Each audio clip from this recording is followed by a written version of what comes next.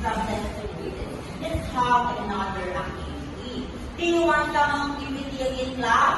Yes, teacher. Again, I can hear you. Yes, teacher. Okay, I have here a cone like ice cream. Do you like ice cream, class?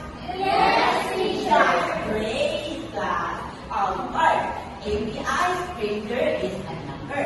What will you do is to arrange from left to right.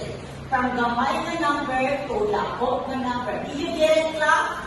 Yes, teacher. And now I will group you into four.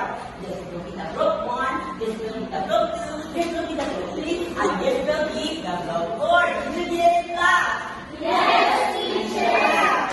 Hey, everyone.